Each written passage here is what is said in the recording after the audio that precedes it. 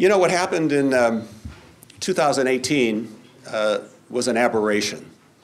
I would call it asymmetrical voting.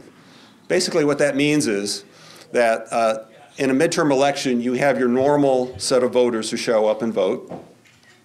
This time around, we had an extra 2,000 voters who showed up. And they just had one mission in mind, to press the D lever because they hate Trump. That was it. They didn't know who I was or who I wasn't, or who my opponent was, who wasn't, or anybody else was. They were just very focused on that. And I get that. Well, but that was 2018. That was the year before last. This is now 2020. This year, in this election, which is going to be a presidential election, which I've run in before and won, by the way, everybody's going to show up from both sides. So this election is going to be, I think, more representative of what the district actually believes and wants and feels. And so, you know, I think we're going to have a very spirited campaign, but we're not going to have one hand tied behind our back. It's going to be a level playing field for all of us.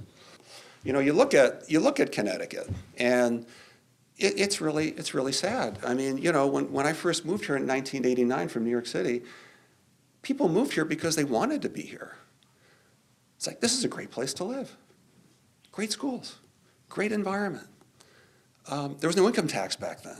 So, you know, when you're making the decision, gee, do I move to Westchester? Do I move to Jersey? Do I move to Long Island? No, Connecticut's what makes a lot of sense. We got the Metro-North Railroad, just so many things to offer. Companies moved here, corporations moved here. And you know what? They didn't have to be bribed to move here. The state didn't have to give them a bunch of money to say, hey, I know you really want to be somewhere else, but come here and we'll give you a lot of money. We'll give you a lot of tax breaks, or we'll give you this or that. And people just moved here because they wanted to be here. And unfortunately, since then, we got off track. And it's a real shame because we have so many wonderful qualities still, and I believe that we still can rebound and regroup. You know, I can go through, it was in the Hour just a few days ago, the reporter Dan Hars called the lost decade. The lost decade. And what does that mean? Well, it means our property values have gone absolutely nowhere in the last 10 years. And actually, in a lot of parts, have gone down. Our population's decreased. We've lost $2 billion of adjusted income. We've had people moving out.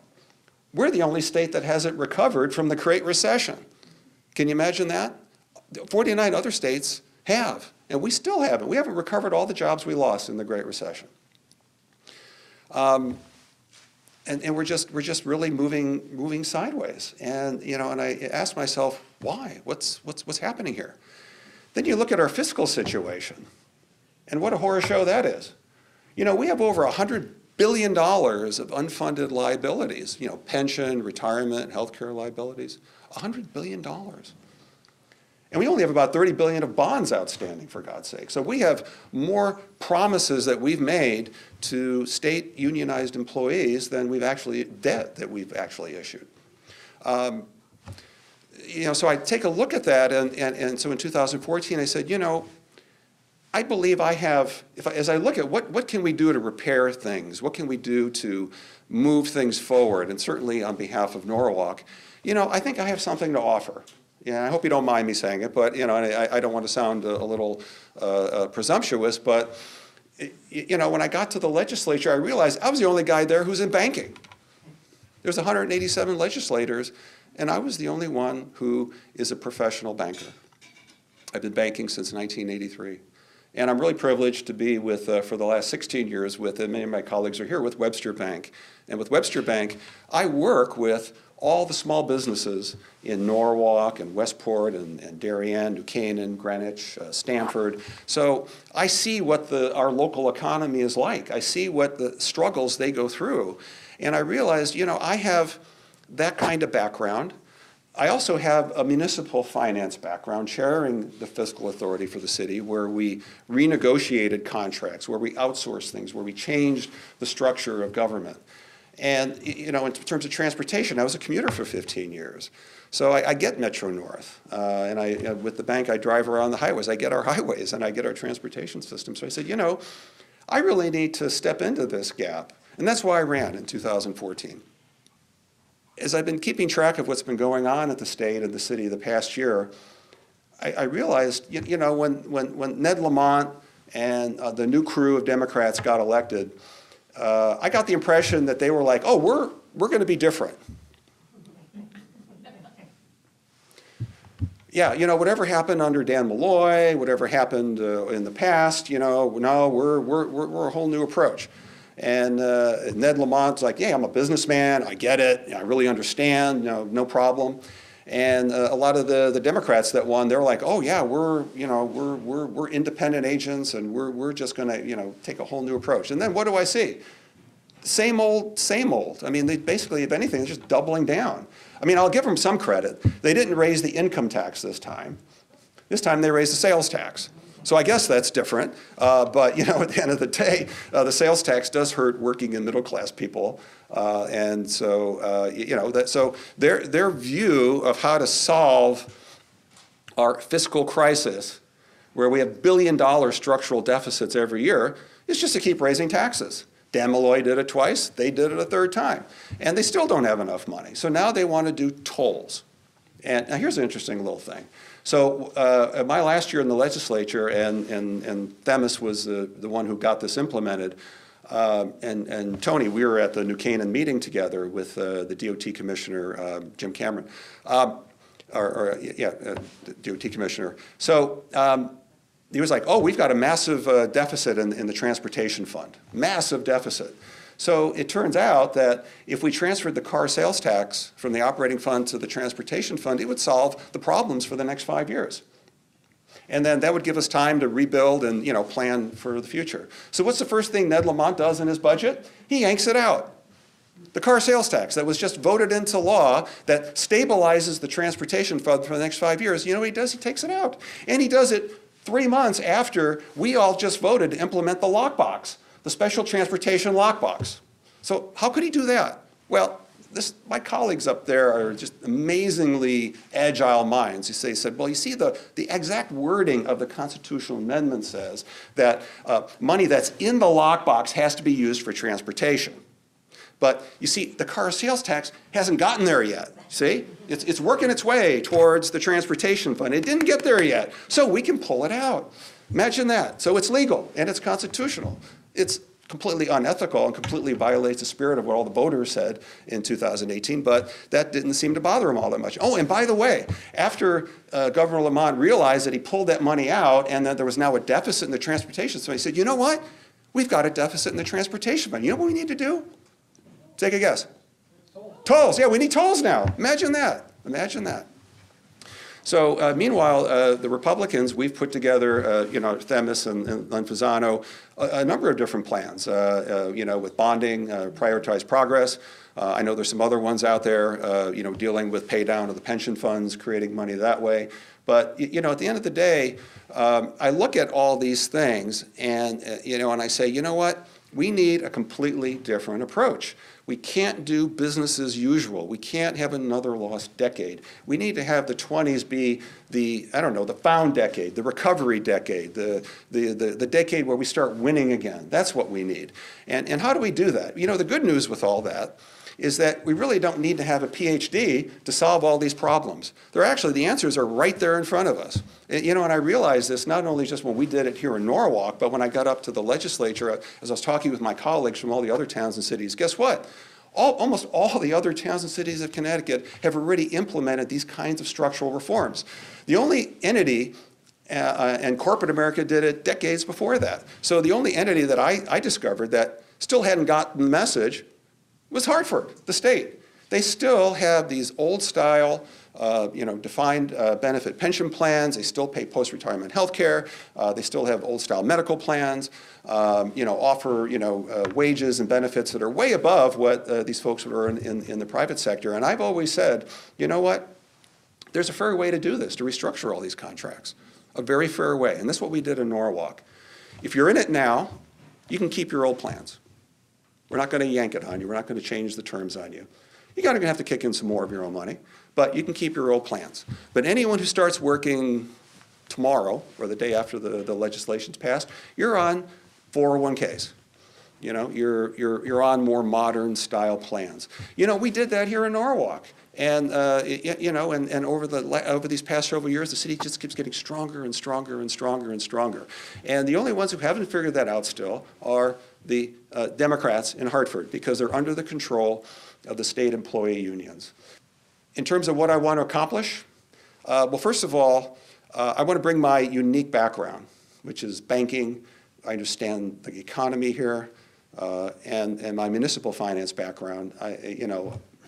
I'm going to be the only, as far as, in the last session, I was the only one that had that kind of unique background. I also have the political will. I'm not afraid to, create change. So I spoke very, very powerfully and forthrightly about the transportation fund, about funding that, about renegotiating the contracts. I was not always a welcome presence, I have to tell you, up there. Really not, no. It was, in fact, at one time it was so bad, I was on the Appropriations Committee, and the state negotiator for one of these union contracts, I looked at it and it's like, oh my God, we just basically gave everything away here. And I asked the person, I said, I have a question for you. It's very direct, but I mean it in the most respectful way possible. Do you understand, as a negotiator on behalf of the state, that the state has a different set of economic interests than the unionized employees? Do you understand that? Are you aware of that distinction? Guess what the answer was? No, wasn't aware of that. Didn't realize that. Yeah. I believe in 2021, I believe the wage contracts come up for renewal. So there's a real opportunity if more people who are like-minded, like myself and Themis and Gail and others who are elected, the more of us that are up there, the more good work we can do. We can start making these kind of structural changes. So I'm going to be very active around those kind of structural changes. We also need to outsource. The state does a lot of social services that a lot of the non-for-profits can do. As a matter of fact, ARC, which is the umbrella organization, said, you know what? If you have us do all the state social work, we can save you $1 billion. It's like, wow. The Department of Motor Vehicles. We all try to stay away from that, right? It really needs to be outsourced. I mean, seriously. I mean, you put DMV next to AAA, and there's no comparison.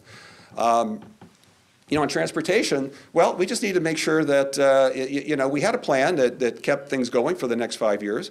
We need to reinstate that.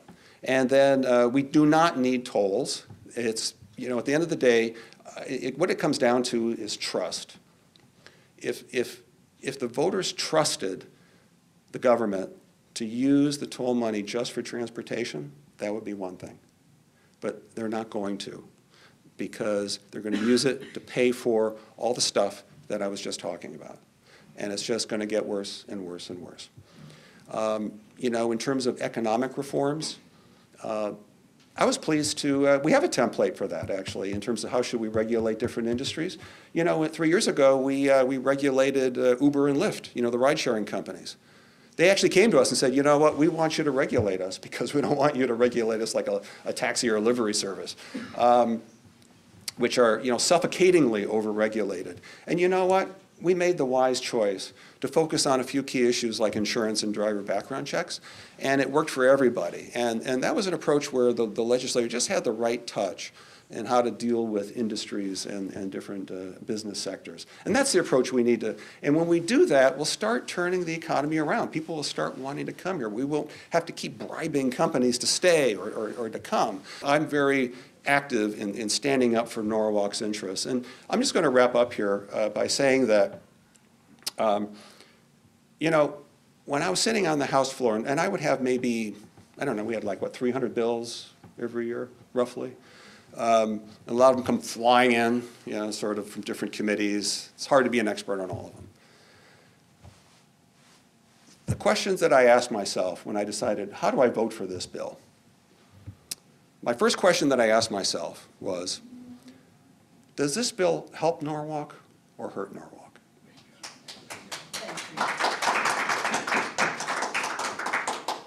It's real simple. If it hurts Norwalk, I vote no. If it does, I vote yes. End of story. Now, if I couldn't discern anything there, then my next question that I asked myself is, what do I personally think about it? Okay, all right, okay. And then, you know, if I somehow blew through that layer, my last question, my very last question that I would ask is, well, how's my party going on this? See?